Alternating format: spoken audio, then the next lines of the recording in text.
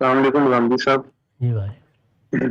سر میرا سوال یہ تھا، میں نے آپ کی ایک ویڈیو دیکھی تھی، اس میں کسی نے آپ سے رفع یدین کے حوالے سے پوچھا تھا کہ اس کے بارے میں روایات نہیں ہیں، تو آپ نے فرمایا تھا کہ اس کے بارے میں روایات ہوتی ہیں تو مجھے حیرت ہوتی ہے، یہ تو ایک طریقہ تھا جو چلا آ رہا تھا۔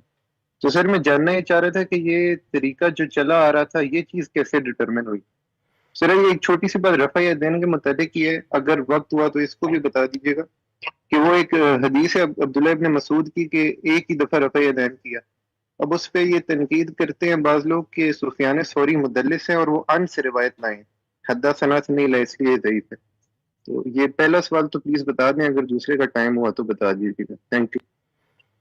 بہت سادہ بات ہے میرے بھائی، یہ جو سنت کی چیزیں جاری کی گئی ہیں یہ مسلمانوں کے اجماع اور تواتر سے سمجھی جاتی ہیں۔ ان کا اولین ماخذ اجماع اور تواتر ہے۔ یعنی رسالت مآب نے نماز کسی ایک دن نہیں پڑھی تھی، 5 وقت پڑھی ہے، اور جب سے دین پیش کیا ہے اس وقت سے پڑھی ہے، اور اس کی امامت کرائی ہے، اور مسجد میں لوگ آپ کو پڑھتے ہوئے دیکھتے رہے ہیں، مسجد میں کھڑے ہو کر نوافل ادا کیے ہیں، اس کو بھی لوگوں نے اپنی آنکھوں سے دیکھا ہے۔ تہجد کے موقع پر بھی بعض اوقات مسجد میں باہر آ کر تہجد پڑھی ہے۔ تو رسالت مآب صلی اللہ علیہ وسلم نے نماز ایسے پڑھی ہے، اس لیے نماز کا اصلی ماخذ مسلمانوں کا اجماع اور تواتر ہے۔ جیسے انہوں نے مسلمانوں کی حیثیت سے رسول اللہ کو نماز پڑھتے دیکھا، جیسے روزے رکھتے دیکھا، عمرے اور حج میں بھی آپ نے یہی طریقہ اختیار کیا۔ اسی وجہ سے آپ اگر روایات کو دیکھیے تو معلوم ہوتا ہے کہ آپ اونٹنی پر سوار ہو گئے، اونٹنی پر سوار ہو کر آپ نے طواف کیا، اونٹنی پر سوار ہو کر حج کے مناسک ادا کیے تاکہ لوگ دیکھ لیں۔ تو لوگوں نے دیکھا اور انہوں نے آگے روایت کر دیا۔ تو یہ مسلمانوں کے ہاں یہ بھی نہیں ہے کہ نماز رسول اللہ تو روزانہ پڑھتے تھے، بعد میں مسلمانوں نے کسی موقع پر سوچا کہ اچھا دیکھیں کیسے نماز پڑھتے تھے۔ یعنی نماز تو رسول اللہ جب آخر میں بیمار ہوئے اس وقت بھی پڑھی جا رہی تھی، سیدنا صدیق نے امامت کرائی، اس وقت بھی پڑھی جا رہی تھی جب آپ کی تدفین ہو رہی تھی۔ تو یہ ایک مسلسل عمل ہے مسلمانوں کا۔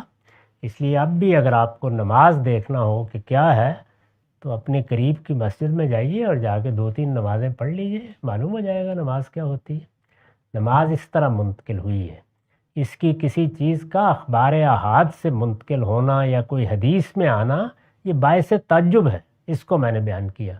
یہی تعجب بہت سے لوگوں کو ہوا جب بعض لوگوں نے یہ بتایا کہ رسول اللہ تو رکوع میں جاتے وقت اور اٹھتے وقت بھی اسی طرح ہاتھ اٹھاتے تھے جیسے شروع میں اٹھائے جاتے ہیں، تو تعجب ہوا لوگوں کو، لیکن بیان کرنے والے ثقہ تھے تو اس کو قبول کر لیا گیا، اور میں نے بھی اس کو اپنی کتاب میں قبول کیا ہے کہ اگر آپ کسی موقع پر ایسا چاہیں تو آپ کر سکتے ہیں۔ یعنی گویا نفل کے درجے میں یہ چیز معلوم ہو گئی، باقی اصل نماز تو وہی ہے جو اس کے بغیر ہے۔ یہ ہم سب ایک بات پیچھے رہ گئی تھی، انہوں نے پوچھا تھا یہ رفع دین والی روایات کے بارے میں کہ کوئی مدلس اگر کوئی روایت اس سے آ رہی ہو تو کیا اس پر ضعیف کا حکم لگائیں گے اگر تدلیس کا راوی ہے اس کے اندر؟ اگر کوئی مدلس روایت کرتا ہے تو بتائیں گے لوگوں کو کہ یہ تدلیس ہوئی ہے، یہ روایت کے علم کی بحث ہے، لیکن میں نے جو جواب دیا ہے اس پہ پھر غور کر کے دیکھ لیں۔ میں نے یہ بتایا ہے کہ نماز، روزہ، حج، عمرہ، قربانی، یہ چیزیں کسی روایت کی محتاج نہیں ہیں۔ اسی طرح قرآن، یہ تو مسلمانوں کے اجماع اور تواتر سے منتقل ہو گئے ہیں۔